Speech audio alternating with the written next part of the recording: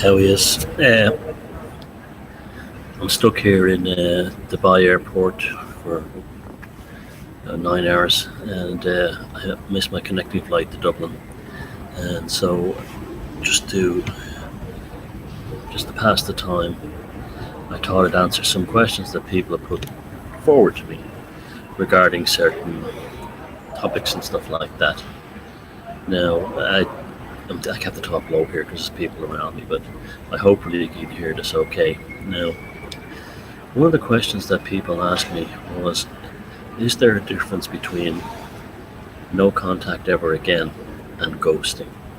And really, are they the same thing or are they different?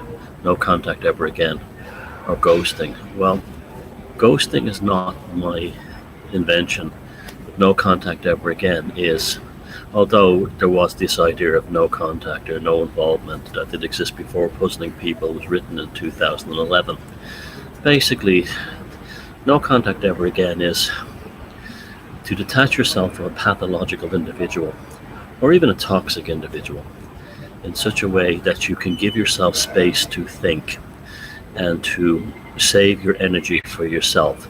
So for instance, if you are dealing with a pathological or toxic individual and it's not resolving itself. Every time you talk to them you feel worse. Every time you interact with them it never gets any better, and you get that good feeling inside yourself. You get that sensation of that tugging sensation, you know something's not right with this person and you shouldn't be with them. Well, that's when you got to go no contact ever again. Now, sometimes you can do no contact temporarily. Maybe if someone is like going through a difficult phase in their life, maybe suffering from mental illness or something, and you cannot help them, or someone has an alcohol or drug problem, no contact will actually can get you away from them, so you're not actually entrapped within their issue. Well, no contact ever again is the idea that like you give yourself a kind of a break, and that break allows you to recharge your psychic batteries, to rebuild yourself as a person, to stop, because if you're dealing with a pathological person, their idea is their agenda is to suck you into their existence, completely and totally suck you into their existence. So therefore you have no ability to think straight, and the idea is to get away from them, get peace, and detach yourself from them, because a point comes along where there's no resolution, or any resolution that will come about will be grossly against you in your favor. It's always about them having the upper hand. Even when they're trying to make a deal with you, they're trying to pretend that they're helping you, they're trying to pretend that they're being your friend or something. They're not. It's not like that at all. They don't work that way. It's an incredibly selfish agenda that you're dealing with, and you have to be selfish back too. And how you see, because I'm not a Christian, I don't believe in forgiveness. I don't believe in any of that kind of stuff.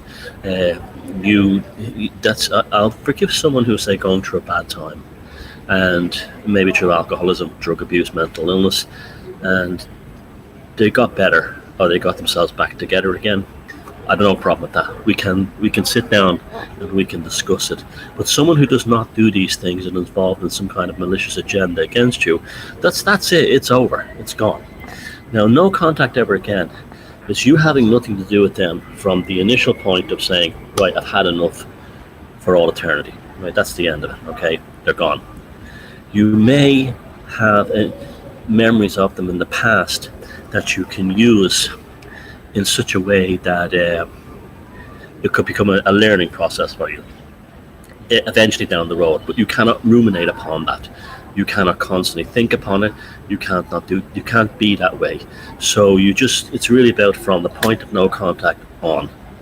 Now, ghosting is a different thing altogether. In many ways, people think they're kind of similar, but they're not. Ghosting, the person never existed. This is because you probably the most pathological individuals of all. This is probably when you get yourself dealing with the types like that have multiple personalities and have compartmentalized their lives into various different groupings, where you may be say, the center of their life in one personality cluster, a grouping, compartment, but someone else might be in another, someone else might be in another, someone else might be in another. Very common with borderline women, very common with dissociative personality disorder types. Dissociative personality disorder types, they literally split their personality into different boxes, and each one of them has a different life going on. Now, there's some people who are damaged and they can't help it, because there's pathological ones who will do it. They will actually designate different aspects of it. And we all do this to some degree. We all compartmentalize ourselves, and it's a very common thing.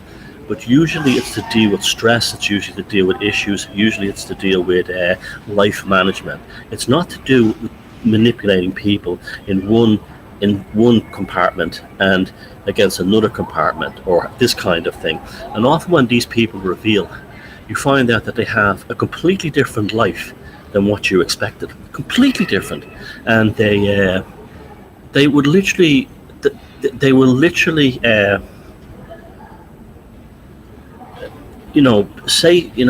have you believe that the personality that you're interacting with is their primary personality. It's not. It's a compartmentalized, dissociative element of that personality that other people don't know about, and them in those groups don't know about the ones in this one. And this is this is extremely malicious. It's not always psychopathic or sociopathic.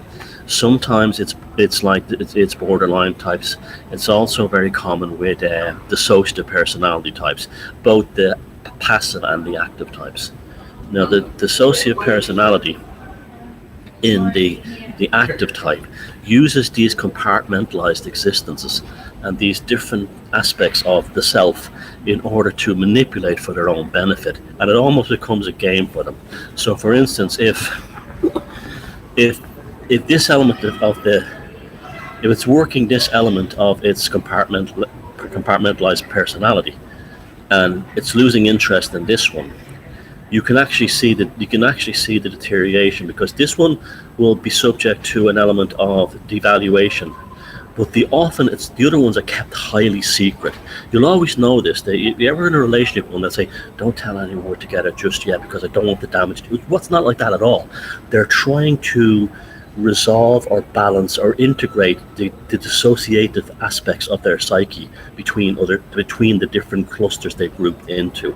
Now, a good indicator for people who have this kind of behavior is they often have no real life friends, and you'll often see they present a very limited version of themselves online that makes them look amazing. But then you start to look further, the only friends they have are family members. That's because they're constantly returning to them after the dissociation clusters break down.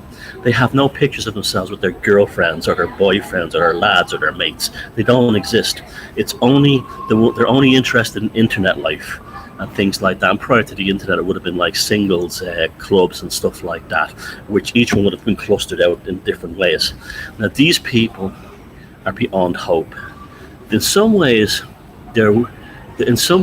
you're probably dealing with one of the worst personality types of all, because you feel like there's a reality to them at some level, but then the evidence shows that there isn't. How do you tell that? And you tell them by that. The other thing is that they will pretend to be compassionate until you say "fuck you" or you leave or you block them or you go away. Instant smear campaign. The smear campaign and the hatred at the end is the real person coming out, where a normal person would say, if they really see, they're trying to hold on to the different clusters. So if they moved on to the new cluster and they lost the old cluster, a normal person would say, well, too bad, that's life goes on. But they'll be telling the new cluster, this one is a monster, this one's a monster, this one's a monster, and that kind of thing, because they're trying to resolve the different elements of the dissociated personalities inside their skulls. And that's what that's all about. And they're also terrified that this cluster might find out about this cluster, and therefore this cluster has to be devalued, smear campaigned, attacked, slandered, lies told about. They're incredible liars. They will lie like they breathe. And so this one here is under no doubt that this cluster here was dangerous. And then, and then they will generate a new cluster while this cluster they're currently working on is in process. That's the dissociation again. These people are so bad for your physical and your psychological health and your emotional health that no contacting again is not even good enough. You have to ghost them. You have to eliminate everything about them, because nothing about them was ever real. Nothing about them was ever real. So that means all the past stuff, if you have photographs of them, if you have any gifts they gave you, anything like that, you've got to completely destroy it and destroy your memory of them, because that never existed. That was a dissociative personality clustered in order to work you at that level. It never was a real person, and neither is the new one. They're just not real. So you must go ghost absolutely and completely. Absolutely and completely, you must ghost them, and immediately you will feel better. You'll actually start feeling a lot younger right away, a lot healthier, a lot cleaner, a lot focused on things you need to do, because you're not you're not constantly trying to figure them out, or so, like, what is wrong with this person. You know that this is one of the biggest traps we get sucked into by modern psychology. Is the idea, pop psychology, that we have to constantly analyze these situations like that, and this is a form of sort of like, codependent rumination. You're constantly ruminating over it. You just have to kill. You just have to kill memories. You just have to kill everything, and then you have to immediately act as if they didn't exist and move on, because that's what they've done to you. Now they may pretend that they're upset, and they maybe start running the smear campaigns and running the hatred of things and all this, telling the lies, but that's a weird kind of thing too. It's nothing to do that they still have an emotional investment in you, or they feel that you've let them down. It's an animalistic, there's an animalistic feral fight or flight kind of thing, and they fight because they can't. They've lost control. They've lost control of this kind of like clustering game that they've had, and the only thing they can do is scream. Look at them! They did this, and that kind of thing. And you'll often be quite taken back by the intensity of this shift. You'll often be quite taken back by, as maybe you'd already thought they were a little bit odd or had anger management issues or something like that, but the ferocity of it will be astounding. It will be volcanic, and it will come out of nowhere, and no lie will not be used, no slander will not be used, no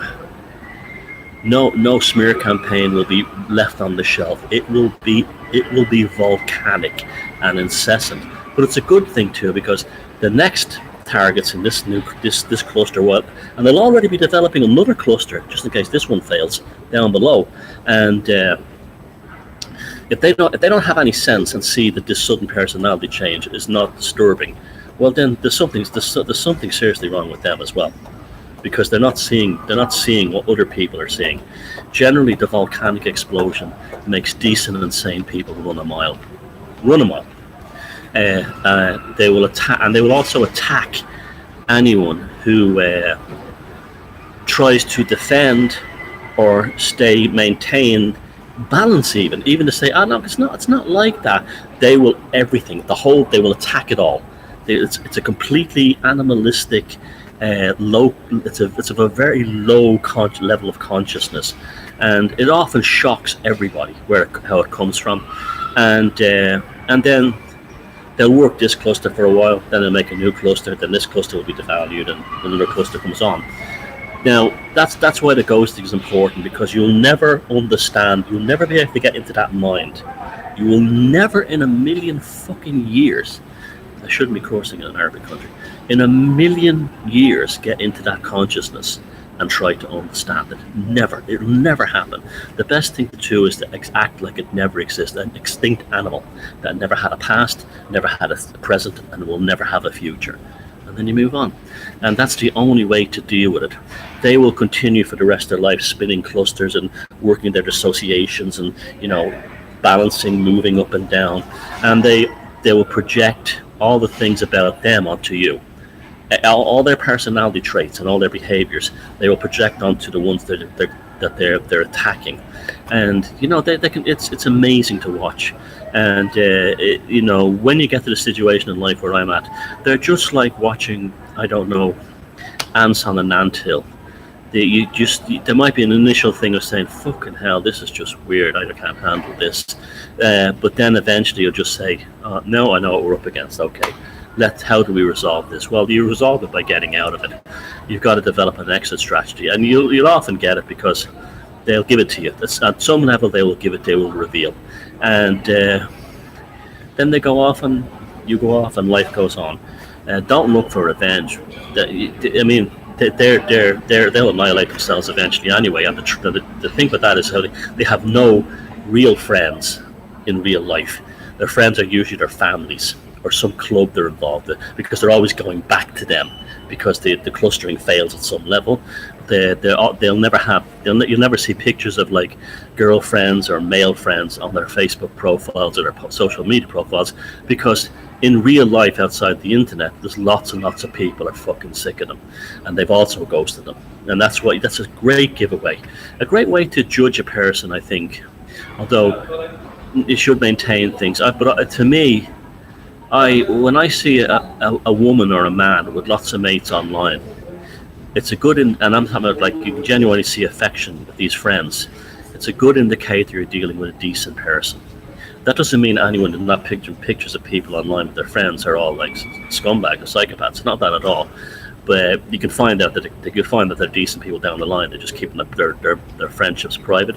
But you'll find that they're that's a very big indicator. That's the ones you go. So no contact ever again would be kind of like Coca-Cola Classic, and ghosting would be like Coca-Cola Zero. There's actually no cola in it anymore. It's just like chemicals. So it's like almost like a disinfecting, a complete. Yeah, that's a good way to put it. If you threw someone out of your house during no contact ever again, you just throw them out of the house and slam the door and change the locks. If you throw them out of your house during ghosting, you literally disinfect everything that they left. You wipe down every seat they sat on, everything they touched. It's like a complete annihilation of their existence within you and around your life, because they've done that. They'll do that to you. See, this is the whole thing. Like, but you have like all these newspapers where you have all these women going, it's so unfair. I've been ghosted. Yeah, but you have to ask yourself why you've been ghosted. Why you've been ghosted? I mean, ghosting is a very severe thing, an extremely severe thing. It's something you don't take lightly, but it's when the punishment has to fit the crime, that's when you do it. No contact ever again is much easier, because you can apply that to people you don't have that much of an emotional, or had no real emotional contact with. You're maybe just an asshole at work or something like that. So now people will say, "Oh, these are very immature responses." No, they're not. You've got to take care of your health more than anything else. You have got to look after your health, because there are people who genuinely do care about you, who are not disordered, who don't do dissociative clustering or pathological mind games or gaslighting you with just bizarre behavior. You need to save your emotional wellness, so you can be good friends with them, so you can be there for them, so you can allow new people to come into your life. That's an important one too. When you remove these personality types out of your life, there's a vacuum forms, and that vacuum will draw in better people, and you'll be wiser for it too. And it's not that you should go, like I would say, you don't go around calling everyone a psychopath. Never do that.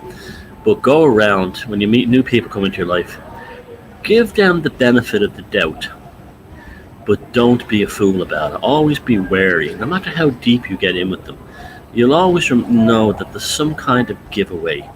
There's something just not right there. Just something just not right there at all. And it's when the whole thing finally ends, that kind of all the jigsaw puzzle pieces, the jigsaw puzzling people pieces, they all start slotting in. Fuck me. Remember when you did this? When she said that, it was a bit weird. When I did this, that was a strange reaction. Hold on a second.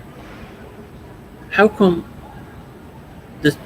this cluster was being told one thing and this was another? They love internet groups as well. They love creating them and having all the different ones and playing off and spoofing and squealing on each other and all this kind of thing. It's really a sign that they're just broken beasts. Really, they're just completely damaged people, and their lives are very easy to undo. And basically, they surround themselves in the end with a bunch of people who are just sad sacks and losers and cooks and stuff like that, and they eventually figure out what they're dealing with, and they'll ghost them and no contact them ever again. We have been raised very badly through the Christian system to forgive people, to understand people. Well, I got news for you. The hospital morgues of this world are filled with people who died trying to make sense of these types, when they would have lived and thrived if they had no contact ever again them. And the graveyards of this world and the cemeteries of this world are filled with decent people who died because they were trying to rationalize or understand what these personality disordered people are like. And if they had went ghosting, they wouldn't be in the ghost now. Take care of yourselves, look after yourselves, and look at me, world-class traveler. How do you think that happened? Magic works.